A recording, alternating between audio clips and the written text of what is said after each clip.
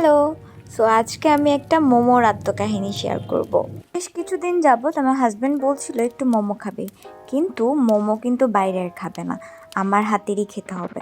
তো আমি ওকে নানান অজুহাত দিলাম, বললাম স্টিমার তো নেই, তাহলে মোমো কিসে বানাবো। কিন্তু এই নাছোড়বান্দা মোমো খাওয়ার জন্য এতই পাগল হয়েছে, আমাকে রাত 9টার দিকে নিয়ে গিয়েছে রাইস কুকার কেনার জন্য। এখন রাইস কুকার তো কিনেই ফেললাম, তো মোমো তো বানাতেই হবে। 7 বাজে 10টা আর আমি বসেছি মোমো তৈরির জন্য।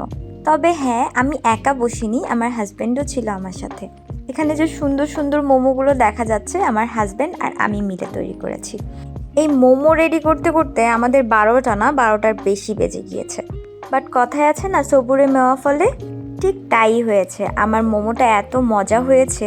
আর দেখুন, এখানে আমি একটা ভিডিও করতে গিয়েছিলাম, বাট কি অবস্থা হয়েছে। আর হ্যাঁ, এখানে যে 2টা চাটনি আছে, গ্রিনটা বানিয়েছিল আমার হাজব্যান্ড আর রেডটা বানিয়েছিলাম আমি। আর রেডটাই বেশি মজা হয়েছিল। তো মোমো বানানোও শেষ, খাওয়া দাওয়াও শেষ। এখন তাহলে আল্লাহ হাফেজ।